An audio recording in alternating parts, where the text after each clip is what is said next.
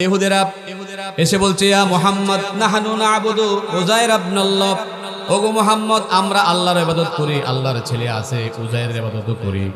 তারপরে আসছে অগ্নি পূজারকরা এসে বলছে, ইয়া মুহাম্মদ নাহনু না'বুদুল শামসা ওয়াল কমার, আমরা চন্দ্র সূর্যের ইবাদত করি। তারপরে আসছে মুশরিকরা আসছে এসে বলছে, ইয়া মুহাম্মদ নাহনু না'বুদুল আওসান, আমরা তো কাবা ঘরের 360টা মূর্তির ইবাদত করি। নাউজুবিল্লাহ। আল্লাহ রাব্বুল আলামিনের অস্তিত্বে আঘাত আসছে। আল্লাহ নবী শুনলেন, শুধু মনটা অনেক খারাপ হয়ে গেল, কিন্তু আল্লাহ নবী জবাব দেন নাই। কারণ আল্লাহ পাকের নির্দেশ ছিল, তিনি কোরআনে আল্লাহর হুকুম ছাড়া কোনো কথা বলতেন না। আল্লাহ পাক বলছেন, মা ইয়ানতিকু আনিল হাওয়া ইন হুয়া ইল্লা ওয়াহয়ুন ইউহা। আমার নবী নিজের নফসকে অনুসরণ করে, নিজের প্রবৃত্তিকে অনুসরণ করে, নিজের মন মস্তিষ্ক প্রসূত কথা কোনো কোরআনে বলেন নাই। আমি আল্লাহ যা বলতে বলেছি তাই বলেছেন। আল্লাহর শিখানো বাইরের কথা নবীজি কোরআনে বলেন নাই। ঠিক কিনা কোন? The prophet says nothing without the order of Allah. আল্লাহর অর্ডার ছাড়া নবীজি কখনো কোনো কথা কোরআনে বলতেন না। আল্লাহ নবী বসে আছেন জবাব দেওয়ার জন্য। নবীজির মনটা খারাপ, কেউ দেখে নাই, কেউ বুঝে নাই। দেখছেন কে? জোরে বলেন, কে দেখেছেন? আল্লাহ তাআলা লক্ষ্য করলেন নবীজির প্রশ্নের জবাব দেওয়ার প্রয়োজন। সঙ্গে সঙ্গে আল্লাহ পাক জিবরাইল ফেরেশতাকে পাঠিয়ে দিলেন, জিবরাইল জলদি যাও, লৌহে মাহফুজ থেকে সূরা ইখলাসটা নিয়ে যাও, আমার নবীকে শোনায় দাও, তিনি যেন কাফের মুশরিকদের জবাব দিয়ে দেয়। জিবরাইল চলে এলেন, আল্লাহ নবীকে সালাম দিয়ে বললেন, আল্লাহু ইয়াকরাউকাস সালাম, ওগো নবীজি আল্লাহ আপনাকে সালাম দিয়েছেন, আর আপনি কাফের মুশরিকদের জবাব দেওয়ার জন্য একটি সূরা দিয়েছেন, আপনি পড়ুন, কুল হুয়াল্লাহু আহাদ।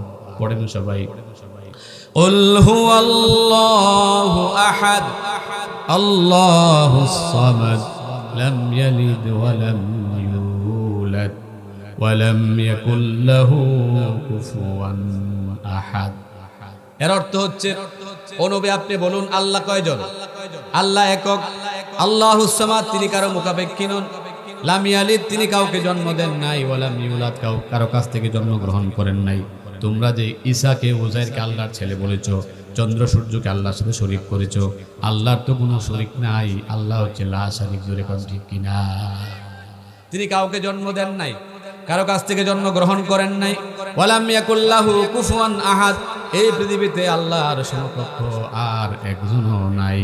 জোরে কোন ঠিক কিনা? O prophet, you answered them, say he is one and only, the eternal refuge. He neither biggest nor is born, nor is there to him any equivalence. আল্লাহ কাউকে জন্ম দেন নাই, জন্মগ্রহণ করেন নাই, পৃথিবীতে তার সমান সমতুল্য কেউ নাই। জোরে কোন সুবহানাল্লাহ। কোরআনের সুর মাঝে শুনেছি যে নাম, আজানের সুর মাঝেও শুনেছি ও নাম। ও নাম জপেছি আমি আমার হৃদয়, হে রাসূল নবীজি তোমায়, হে রাসূল নবীজি তোমায়। ও নামে এত জাদু, এত মধুময়,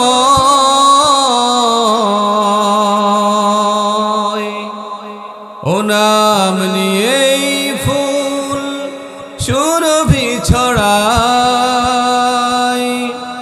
ও নামে এত জাদু, এত মধুময়,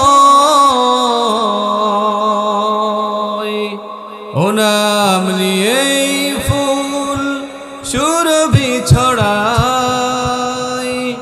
ও নামের সুর তোলে শুধু আমি চাই, হে রাসূল নবীজি তোমায় আমি কোরআনের সুর মাঝে শুনেছি যে নাম, আজানের সুর মাঝেও শুনেছি ও নাম। মাদ্রাসায় মহিউস সুন্নাহ লোহগাঁও এলাকাবাসীর উদ্যোগে আয়োজিত আজকের এই ইসলামী মহাসম্মেলনের সম্মানিত সভাপতি কদরে গরামি ওয়াজিবুল ইহতারাম আলহাজ হজরত মৌলানা আলাউদ্দিন সাহেব সদরে মুহতামিম বাজিতপুর ইসলামী কমপ্লেক্স।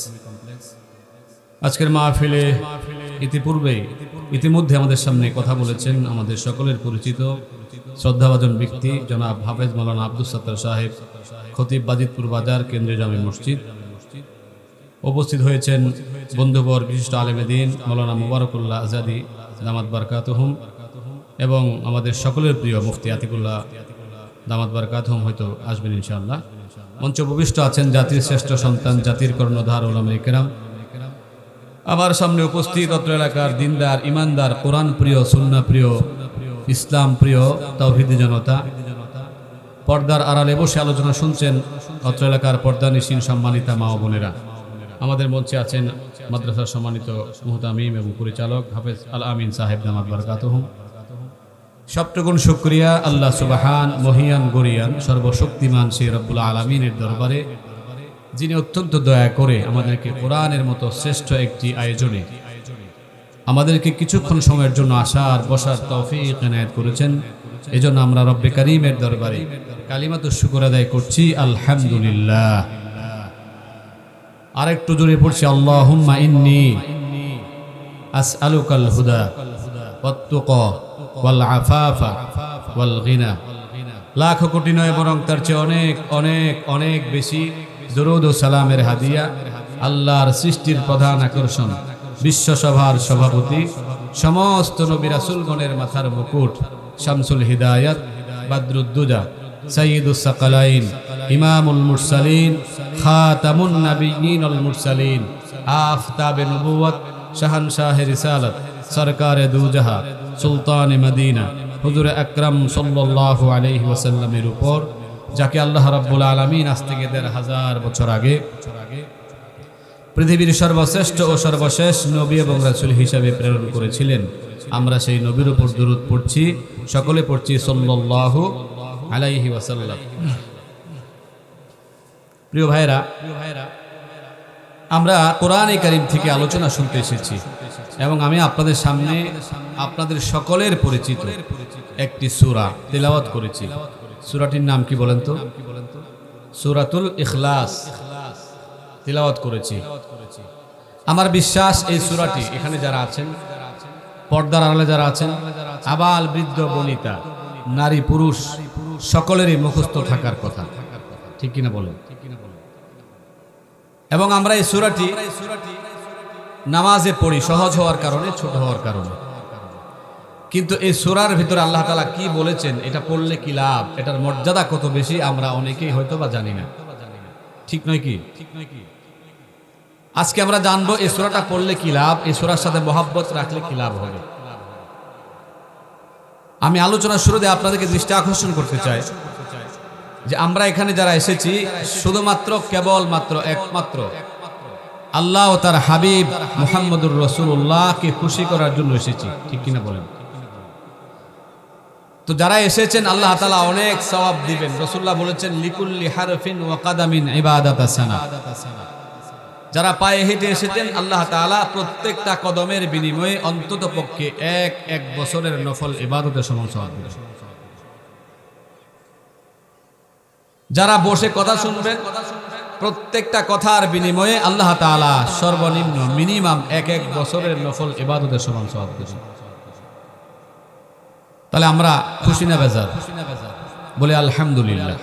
প্রিয় ভাইরা, কোরআনে কারীম থেকে আলোচনা শুনতে এসেছি। কিছুক্ষণ আগে অনেকগুলি ছোট্ট নাবালেক বাচ্চাদেরকে কোরআনে কারীমের সবক দেওয়া হয়েছে, যেটা দেখে অনেক ভালো লেগেছে আমার এবং সবারই ভালো লাগার কথা। এটা আপনাদের অর্জন, আপনাদের মাদ্রাসার হুজুরদের একটা অর্জন। আল্লাহ যেন ওনাদেরকে নেক হায়াত দারাজ করেন, বলে আমিন। দেখেন, কোরআনের সাথে আমাদের ছাত্র সমাজ বলে গেছেন কোরআনের সাথে সম্পর্ক রাখলে কি লাভ হবে। আমি জাস্ট একটু আইডিয়া দিচ্ছি, তারপর আলোচনায় যাচ্ছি।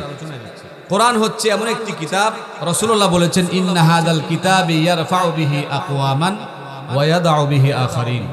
কোরআনের বৈশিষ্ট্য হলো কোরআনের সাথে যার সম্পর্ক যত ভালো থাকবে আল্লাহ তার মর্যাদা তত বাড়ায় দিবেন। আমার বন্ধুগণ, হযরত ওমর রাদিয়াল্লাহু তাআলা আনহুর ঘটনা কে না জানেন?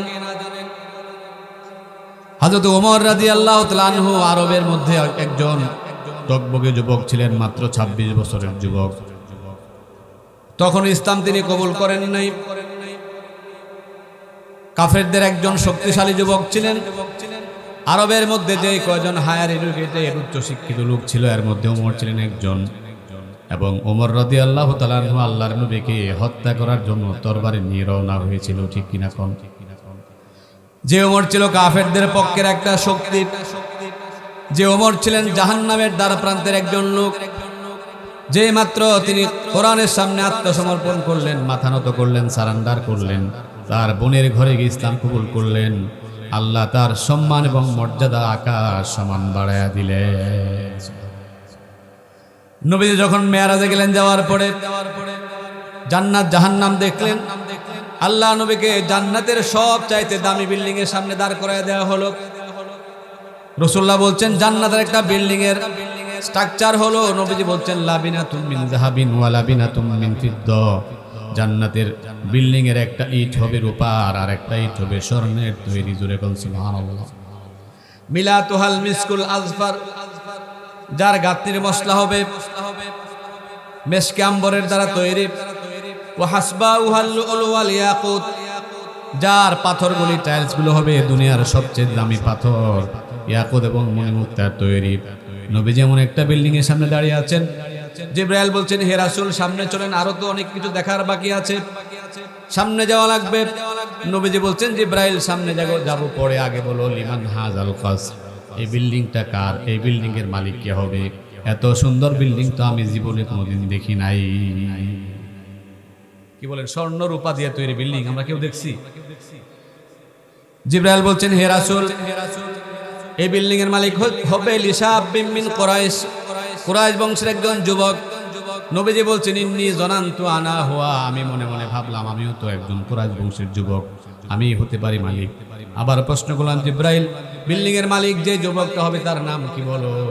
এবারে জিবরাইল আলাইহিস সালাম বলছেন হুজুর এই বিল্ডিং এর মালিক যিনি হবেন তার নাম ওমর ইবনুল খাত্তাব। তার নাম কি? ওমর ইবনুল খাত্তাব। আপনার সাহাবী ওমর হবে বিল্ডিং এর মালিক। দেখেন আল্লাহ তাআলা কোরআনের সামনে আত্মসমর্পণ করার কারণে আল্লাহ তার মর্যাদা কত বাড়ায় দিয়েছেন। এখানে শেষ নয়, নবী যারা বলেছেন লাউ কানা বাদি নাবিয়ান লাকানা ওমর, আমার পরে যদি আল্লাহ কাউকে নবী বানাতেন তাহলে এই লোকটি হতেন হযরত ওমর। সুবহানাল্লাহ। তাহলে আল্লাহ কোরআনের কারণে তার মর্যাদা অনেক বাড়িয়ে দিয়েছেন, বলে এখন ঠিক কিনা? এভাবে আল্লাহ তাআলা মর্যাদা বাড়ায়া দেন। আমি একটা এক্সাম্পল দিচ্ছি শুনেন। 1979-এ সৌদি আরবের রিয়াদে একটা কনফারেন্স হয়েছিল, অনুষ্ঠান হয়েছিল। সেখানে অনেক বড় বড় শিক্ষিত ডাক্তার, ইঞ্জিনিয়ার, বিজ্ঞানী, কবি, সাহিত্যিক সবাই উপস্থিত ছিলেন। ফ্রান্সের একজন বিজ্ঞানী, চিকিৎসা বিজ্ঞানী, তার নাম ডক্টর মরিস বুকাইলি, তিনিও সেই অনুষ্ঠানে ছিলেন।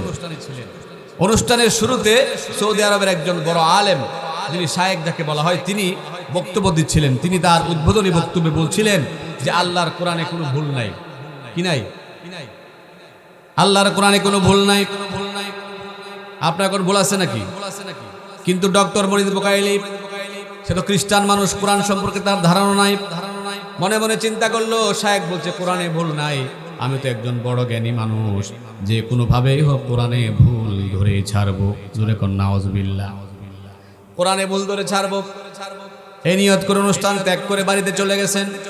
যাওয়ার পরে বাড়ি যাওয়ার পরে তিনি দেখেন কোরআন হাতে নিয়েছেন পড়ার জন্য। আশ্চর্য হয়ে গেলেন, কোরআন হাতে নিয়ে দেখেন তিনি তো কোরআনের একটা লাইনও পড়তে পারেন না, কারণ কোরআনটা লেখা আরবি ভাষায়। তিনি সব ভাষা আয়ত্ত করেছেন কিন্তু কোরআনের ভাষাটা শিখেন নাই। এমন মুসলমান বাংলাদেশে থাকলেও আপনাদের লোহগাঁও নাই যে কোরআন শরীফ পড়তে পারে না, আছে নাকি? যদি থাকেন এখন শিক্ষা নেন, আপনাদের ছেলেদেরকে, মেয়েদেরকে, নাতিদেরকে এখন থেকে কোরআন শিক্ষা দেন, না হয় বড় হয়ে কিন্তু পড়তে পারবে না। তো ডক্টর মরিস বুকাইলি তিনি চিন্তা করলেন ভুল ধরবো, আগে তো পড়া জানতে হবে, পড়তে পারেন না। তিনি সঙ্গে সঙ্গে আরবের শায়েখকে ফোন করলেন। শায়েখকে ফোন দিয়ে বললেন শায়েখ আমি তো আপনার কাছে কোরআন শিখতে চাই। তো শায়েখের ধারণা হলো যদি কোরআন শিখতে আসেন হয়তো আল্লাহ তাআলা তার হেদায়েত দিয়ে দিতে পারেন। বলছে মোস্ট ওয়েলকাম, আসেন, কোনো অসুবিধা নেই। তিনি কোরআন শরীফ শিখবেন কি করে? তিনি সরকারি চাকরি করতেন, তার সপ্তাহে 2 দিন ছুটি ছিল। সে চিন্তা করলো আমি সপ্তাহে 2 দিন অন্যদিকে সময় না দিয়ে কোরআন শিক্ষার কাজে সৌদি আরব যাব। এই নিয়ত করে যাওয়া শুরু করলেন। মাত্র 2 বছরে তিনি কোরআন আয়ত্ত করলেন। সুবহানাল্লাহ। 2 বছরে কোরআন শিখে ফেললেন, কোরআন পড়তেও পারেন, অর্থ বলতে পারেন। তার কারণ হচ্ছে আল্লাহ রাব্বুল আলামিন কোরআনকে সহজ করে দিয়েছেন।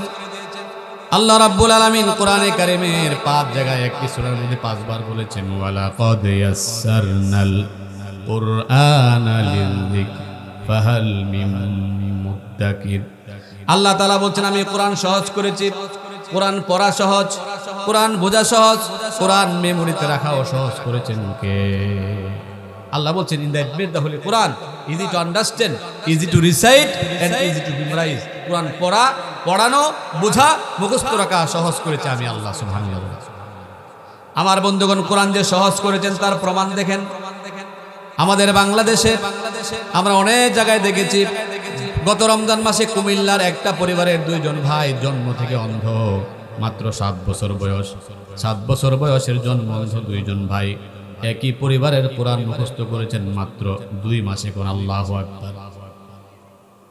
কোরআন যদি সহজ না হতো এটা সম্ভব ছিল বলেন?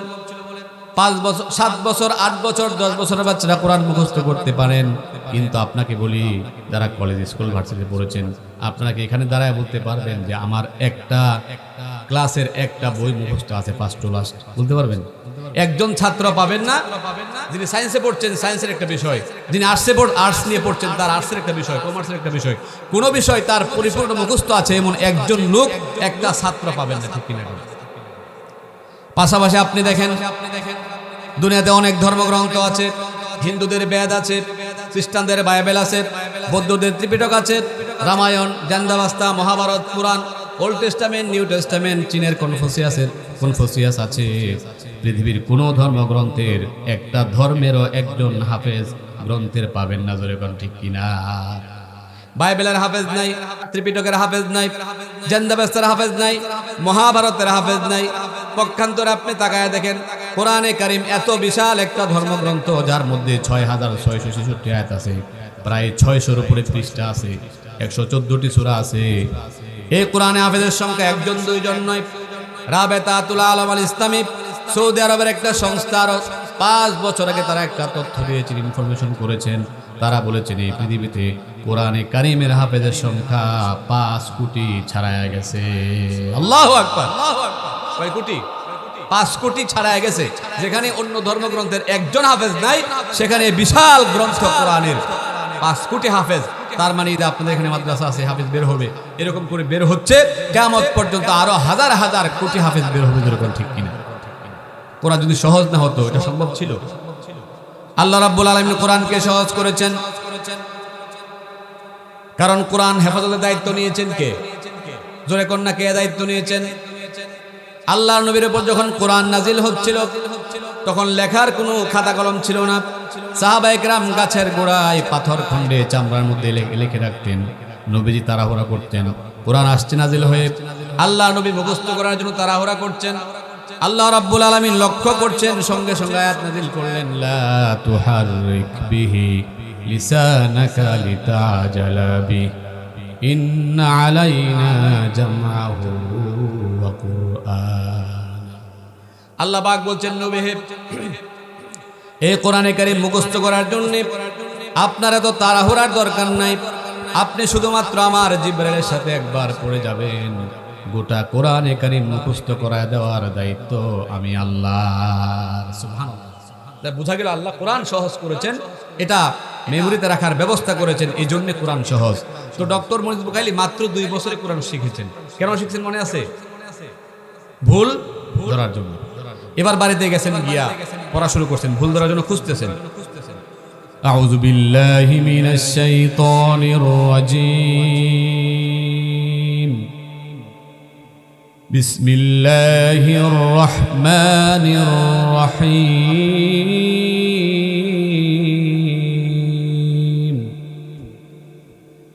আলহামদুলিল্লাহি রাব্বিল আলামিন।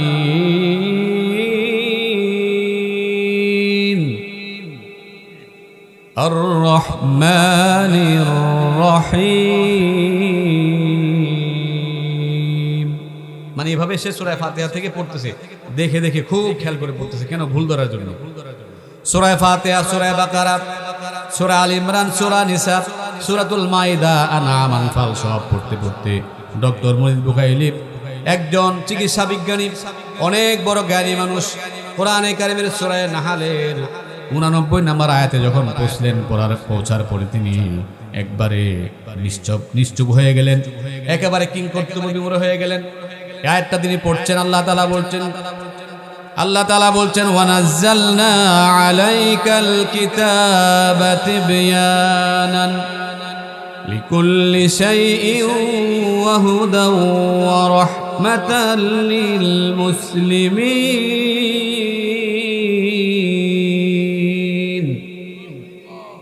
আল্লাহ তাআলা বলছেন ওয়ানাজ্জালনা আলাইকাল কিতাব, আমি এই কোরআন নাজিল করেছি দুনিয়ার সৃষ্টির পর থেকে কিয়ামত পর্যন্ত যত মানুষ যত সমস্যার সম্মুখীন হতে পারে সকল সমস্যার সমাধান দিয়ে কোরআন নাজিল করেছি। আল্লাহু আকবার।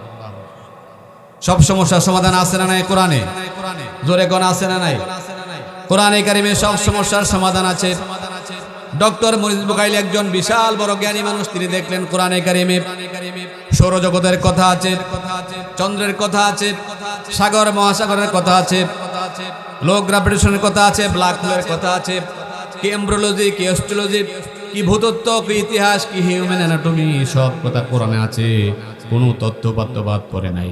এই অবস্থা দেখার পরে তিনি আর সামনে এগোতে পারেন নাই, কোরআনে ভুল ধরতে এসে নিজেই কোরআনের সামনে আত্মসমর্পণ করে মুসলমান হয়ে গেলেন। সুবহানাল্লাহ, কনভার্টিং মুসলিম হয়ে গেলেন। তিনি কোরআন এবং বিজ্ঞান নিয়ে বই লিখেছেন এবং তার বইটি পৃথিবীতে সবচেয়ে বেশি ভাষা এটা এই অনুবাদ হয়েছে। প্রিয় বন্ধুগণ, তাহলে এই কোরআন মানুষের সম্মান মর্যাদা বাড়ায় দেয়। এই ডক্টর মুখাইলিকে আল্লাহ তাআলা একেবারে একজন জান্নাতের পথিক করে দিয়েছেন। কোন আলহামদুলিল্লাহ। তাহলে আমরা সেই কোরআন থেকে আলোচনা শুনতে এসেছি। আমি সূরা ইখলাস তিলাওয়াত করেছি, আসলে একটু আলোচনা করি ইখলাস সম্পর্কে। সূরা ইখলাসের আলোচনা শুনতে গেলে আমাদেরকে 4টা বিষয় মনে রাখতে হবে। 1 নম্বর, আল্লাহ তাআলা এই সূরাটি কেন নাজিল করলেন। 2 নম্বর, এই সূরাটা পড়লে কি লাভ আছে। 3 নম্বর, এই সূরার আলোচ্য বিষয় কি। 4 নম্বর, এই সূরাতে আল্লাহ তাআলা কি বলেছেন, আমাদের জন্য কি শিক্ষা আছে। আসুন 1 নম্বর আমরা বলি আল্লাহ তাআলা এই সূরাটি কেন নাজিল করলেন। আমি পৃথিবীর অনেক বড় বড় তাফসীরের কিতাব, তাফসীর রুহুল মানি, রুহুল বায়ান, ইবনে কাসির, তাফসীরে জালালাইন, তাফসীরে বাইজাবি, মাআরিফুল কোরআন, তাফসীর ফিজিলাল কোরআন, এরকম নুরুল কোরআন, যত তাফসীরের কিতাব আছে সবগুলি দেখেছে বিষয়টাই।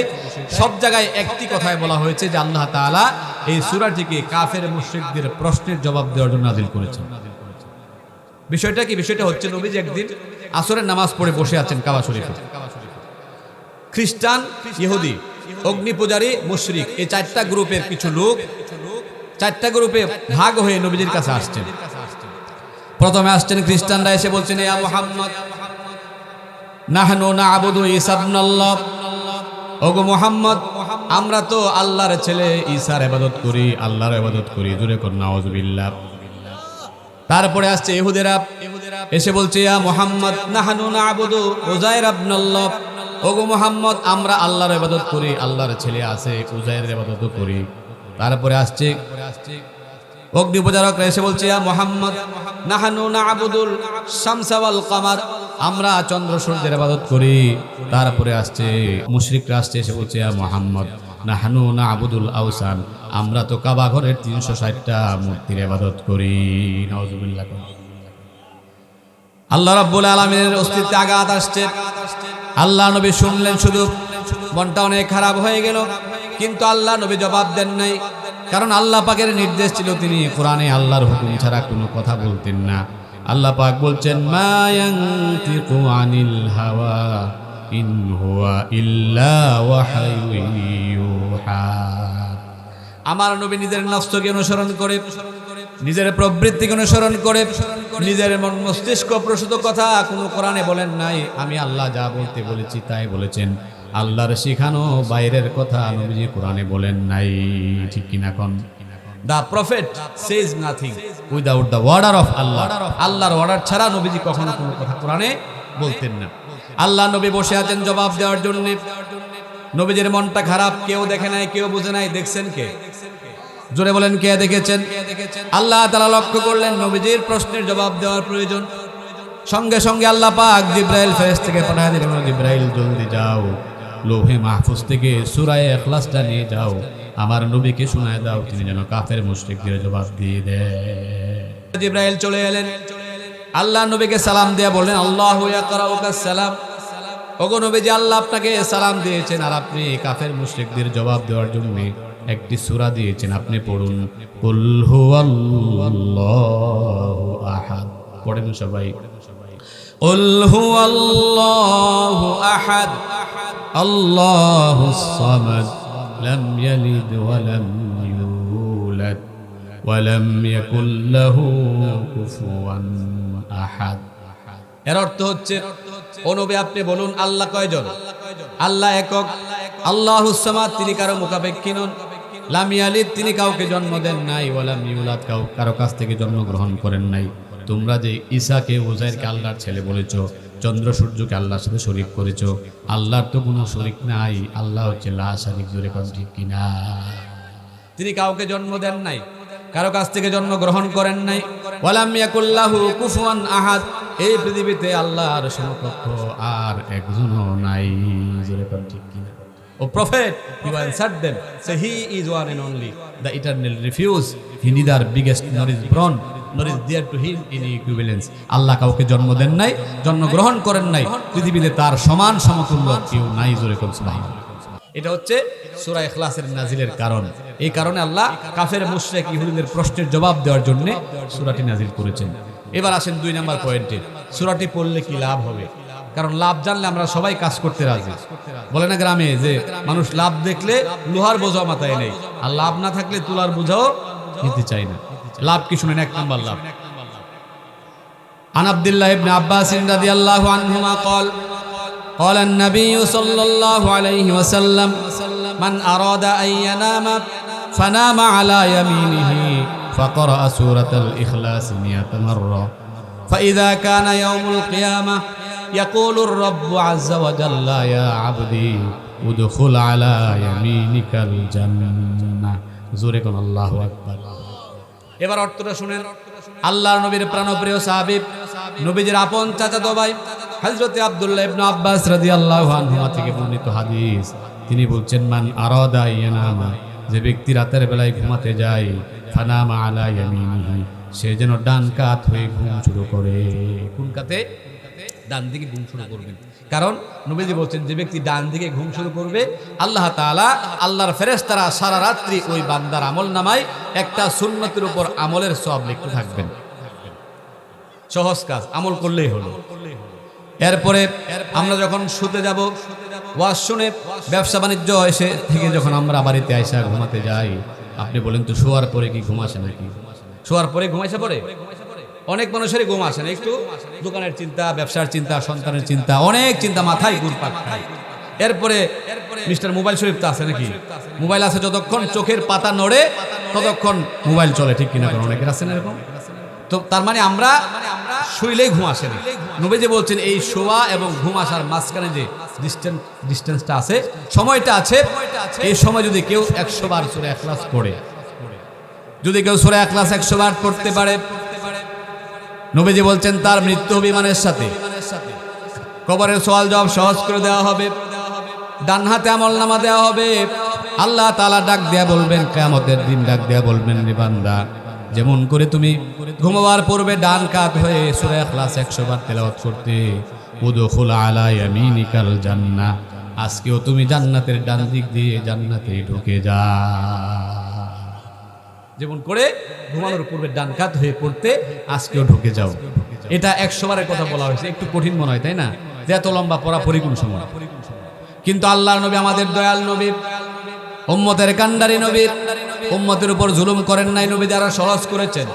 আরেকটি হাদিসের মধ্যে বলছেন, আল্লাহর কোনো বান্দা বান্দি যদি মাত্র 10 বার সূরা ইখলাস পড়ে, জোরে কোন কয়বার? সবাই বলেন কয়বার? 10 বার পড়া কি খুব বেশি সময় লাগবে নাকি? 10 বার পড়া সহজ হবে। নবীজি বলছেন, 10 বার যদি কোনো বান্দা বান্দি সূরা ইখলাস পড়ে ঘুম যাওয়ার আগে, তার মৃত্যু হবে ইমানের সাথে। কবরের সওয়াল জবাব সহজ করে দেওয়া হবে, ডান হাতে আমলনামা দেওয়া হবে। কিয়ামতের ময়দানে আল্লাহ ডাক দিয়ে বলবেন, রে বান্দা, যেমন করে তুমি ঘুমাবার পূর্বে 10 বার করে সূরা ইখলাস পড়তে, উদখুল বিআইয়ি বাবিন তাশা, তোমার সম্মানার্থে জান্নাতের সব দরজা খুলে দেওয়া হলো, জান্নাতের যে কোনো দরজা দিয়ে তুমি জান্নাতে ঢুকে যাও। আর একটু জোরে কোন না সুবহানাল্লাহ।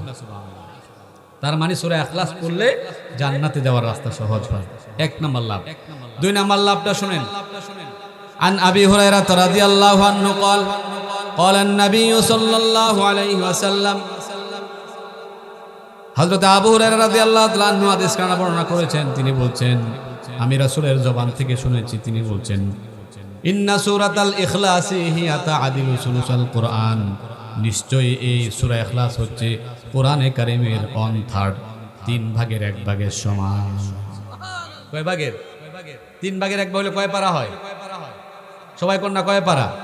তার মানে হচ্ছে নবীজি বলছেন, যে ব্যক্তি সূরা ইখলাস একবার পড়বে 10 পারার সমান সওয়াব দিবেন কে? 2 বার পড়লে 20 পারার। 3 বার যে ব্যক্তি সূরা ইখলাস পড়তে পারবে, আল্লাহ রাব্বুল আলামিন গোটা কোরআন খতম করলে যে পরিমাণ সওয়াব হতো, আপনার আমার আমল নামায় সেই পরিমাণ সওয়াব লিখে দিবে। দেখছেন আমলটা সহজ না ভাই? ছোট্ট একটা সূরা, 1 মিনিটও পড়তে লাগবে না। এটা পড়ার জন্য অনেকে প্রশ্ন করে, হুজুর ওযু লাগবে কিনা?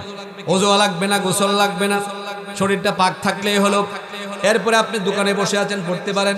রিকশায় জ্যামে বসে আছেন, পড়তে পারেন। আপনি ক্ষেত খামারে কাজ করতেছেন, পড়তে পারেন। শুয়ে আছেন, পড়তে পারেন।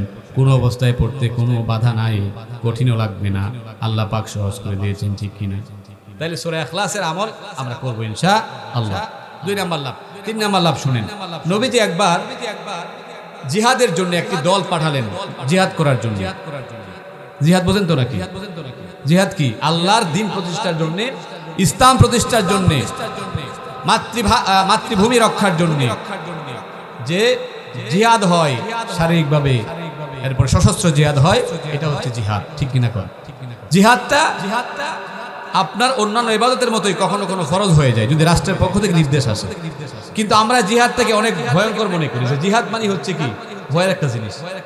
বিগত 16 বছর যারা শাসন ক্ষমতায় ছিলেন, তারা তো মানুষের মধ্যে এমন একটা ভয় ভীতি সঞ্চার করেছিলেন, জিহাদের কথা বললেই জঙ্গিবাদ, মৌলবাদ, জোরে কর ঠিক কিনা, ট্যাগ লাগাই দিত। রাজাকার নালি এটা সেটা, মানে একটা না একটা লাগাইতোই। জিহাদকে এত ভয় পাচ্ছিল, অথচ জিহাদ হচ্ছে ফরজ। এবং জিহাদের অনেকগুলি পর্যায়ে আছে। রাসূলুল্লাহ বলছেন, আফজালুল জিহাদি কালিমাতু হাক্কিন ইনদা সুলতানিন জায়ের, স্বৈরাচারী, অত্যাচারী, স্বৈরাচারী, জালেম, দুর্নীতিবাজ, বাদশা, প্রধানমন্ত্রী, এমপি, মন্ত্রী, চেয়ারম্যান, মেম্বার, বিচারক, তাদের সামনে সত্য কথা বলাটাও উত্তম জিহাদ, জোরে কর ঠিক কিনা? কিন্তু আমরা সেই জিহাদ এখন করি না। আমরা সহজ সুন্নত পালন করি নবীর, ঠিক কিনা? কোন যেটা সহজ সুন্নত, লাউ খাওয়া সুন্নত, মিষ্টি খাওয়া সুন্নত, মেসওয়াক করা সুন্নত, এটা খুব বেশি পালন করি।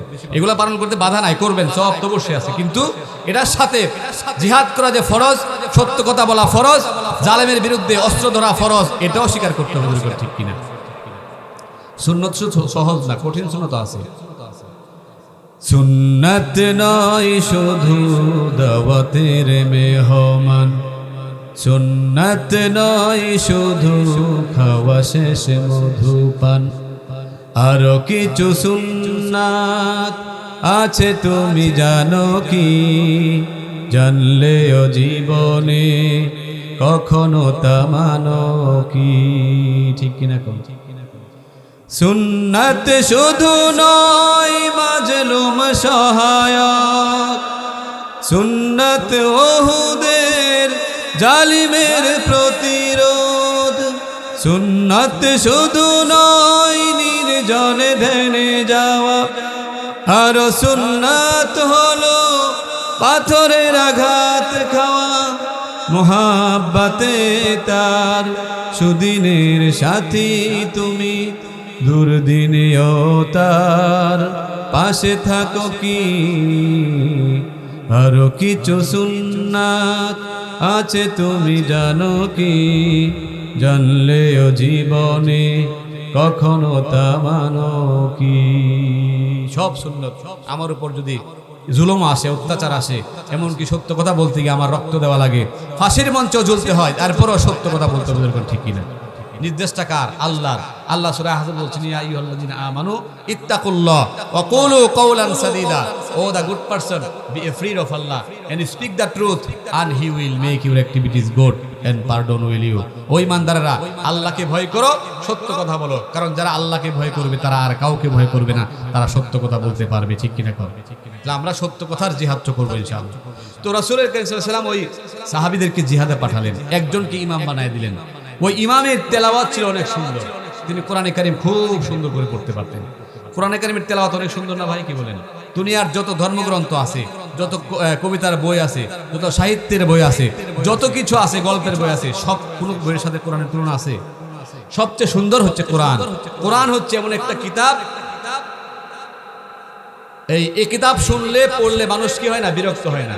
Nobody has ever been bored to recite or hear the Holy Quran.